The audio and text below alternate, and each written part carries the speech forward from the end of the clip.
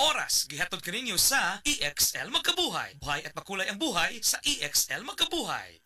Ilikay sa ubo, sip-on og trangkaso si baby. Ang paghatag og saktong nutrisyon og D3 syrup for kids, maoy kanunaya. Aron muligon ang iyang resistensya. Sa D3 syrup, protektado si baby. Ang respiratory diseases usa sa nagunang hinungdan sa kamatayon dinhi sa Pilipinas. Busa siguraduha nga himsog kanunay ang imong baga aron makalikay sa mga sakit sama sa lung cancer, COPD, tuberculosis ug uban pang sakit sa baga. Uban sa saktong diet, exercise ug pahuway, pag-inom og Vitalungs capsule. Halina't umasenso sa Balitang Land Bank. Hatid sa inyo ng Land Bank. Your future powered by Land Bank.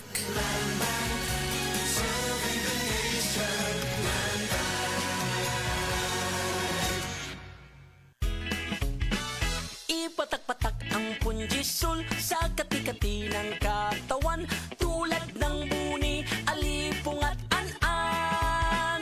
Tandaan! Sabuni, alipunga at saanan! Punjisol mo!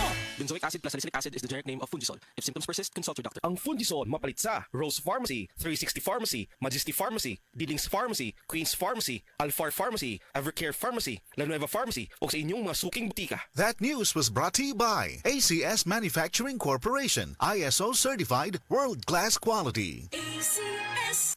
Mga higala, karong November 18, Monday, ang mid-month sale sa tanang mga Life Extension Medical Clinic and Pharmacy branches. Na'y 10% discount ang tanang mga Life Extension products, especially ang Life Extension Vitamin D3 with free CBG and ECG on selected branches only. Sa November 18, Monday, ang mid-month sale sa tanang mga Life Extension Medical Clinic and Pharmacy branches for longer life. That portion was brought to you by Tanduay Rum 5 years. Tibay ng loob, tibay Tanduay.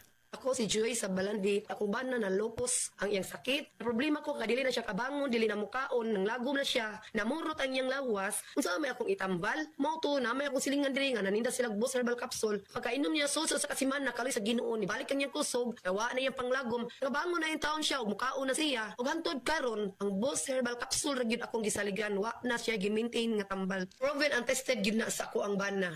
This time check is brought to you by Great Taste Premium Classic. Sali na sa Great Taste Panalo Raffle Promo.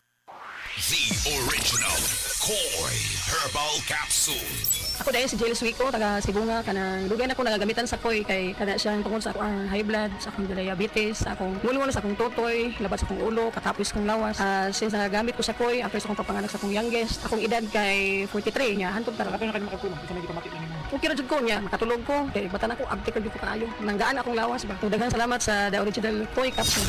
The original Koi Herbal Capsule. This time check is brought to you by Solmix Advance. Magaling maglinis ng lungs, mabilis magpagaling ng ubo.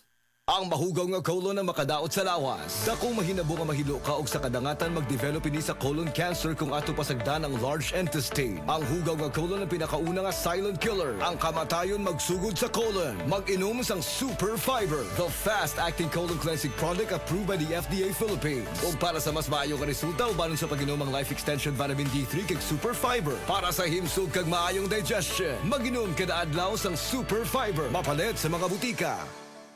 This time check is brought to you by MaxVit. For the man na may MaxVit gigil. Pagbasa sa ikasampung kabanata ng Aklat ni Juan, ang talinhaga tungkol sa pastol, talata 1 hanggang 42. Pakatandaan ninyo, ang pumapasok sa kulungan ng mga tupa nang hindi sa pinto nagdaraan kundi umaakyat sa di dapat pagdaanan ay magnanakaw at tulisan. Ang tunay na pastol ay sa pintuan nagdaraan. Pinapapasok siya ng gwardya at pinapakinggan ng mga tupa ang kanyang tinig. Tinatawag niya ang kanyang mga tupa sa kanilang pangalan at inilalabas sa kulungan. Kapag nailabas na, siya'y nangunguna sa kanila at sumusunod naman ang mga ito sapagkat kilala nila ang kanyang tinig. Hindi siya sumusunod sa iba kundi patakbong lumalayo sapagkat hindi nila kilala ang tinig ng iba. Sinabi ni Jesus, ang talinhagang ito, ngunit hindi nila nauunawaan ang ibig niyang sabihin. Kaya't muling sinabi ni Jesus, pakatandaan niyo, ako nga ang pintuang dinaraanan ng mga tupa. Ang mga nauna sa akin ay mga magnanakaw at mga tulisan, ngunit hindi sila pinapakinggan ng mga tupa. Ako ang pintuan. Ang sinumang pumapasok sa pamamagitan ko ay maliligtas. Papasok siya't lalabas at makakatagpo ng pastulan. Dumarating ang magnanakaw para lamang magnakaw, pumatay at manira. Naparito ako upang ang mga tupa ay magkaroon ng buhay, ng isang buhay na masagana at ganap. Ako ang mabuting pastol. Iniaalay ng mabuting pastol ang kanyang buhay para sa mga tupa. Ang bayaran ay tumatakas kapag may dumarating na asong gubat. Iniiwan niya mga tupa, palibasa hindi siya pastol at hindi kanya ang mga ito. Kaya't sinusunggaban ng asong gubat ang mga ito at binubulabog. Tumatakas siya, palibasa ay bayaran lamang at walang malasakit sa mga tupa. Ako nga ang mabuting pastol, kung paanong kilala ko ng Ama at siya kilala ko, gayon din naman kilala ko ang aking mga tupa at ako'y kilala nila. At iniaalay ko ang aking buhay para sa aking mga tupa. Mayroon akong iba pang mga tupa na wala pa sa kulungang ito. Kinakailangan sila'y ipasok ko rin at papakinggan naman nila ang aking tinig. Sa gayon magiging isa na lamang ang kawan at isa ang pastol. Dahil dito'y minamahal ako ng Ama, sapagkat iniaalay ko ang aking buhay, upang ito'y kunin kong muli. Walang makakakuha ng aking buhay kusa ko itong ibinibigay.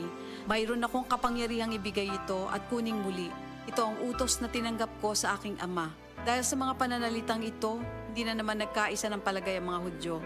Marami sa kanila nagsabi, talagang sinasapian na ito ng demonyo at nababaliw. Bakit ba kayo nakikinig sa kanya? Sinabi naman ng iba, hindi nakakapagsalita ng gano'n ng isang sinasapian ng demonyo. Nakakapagpagaling ba ng bulag ang demonyo? Taglamig na noon at kasalukuyang ipinagdiriwang sa Jerusalem ang pista ng pagtatalaga ng templo. At habang naglalakad si Jesus sa templo, sa portiko ni Solomon, pinaligiran siya ng mga Hudyo at sinabi sa kanya, hanggang kailan mo ba kami ilalagay sa alanganin? Kung ikaw nga ang Kristo, sabihin mo na ng tuwiran. At sumagot si Jesus, sinabi ko na sa inyo, ngunit ayaw ninyong maniwala. Ang mga ginagawa ko sa pangalan ng aking Ama ay nagpapatotoo tungkol sa akin. Ngunit ayaw niyong maniwala sapagkat hindi kayo kabilang sa aking mga tupa. Nakikinig sa akin ang aking mga tupa. Nakikilala ko sila. Sumusunod sila sa akin. Binibigyan ko sila ng buhay na walang hanggan.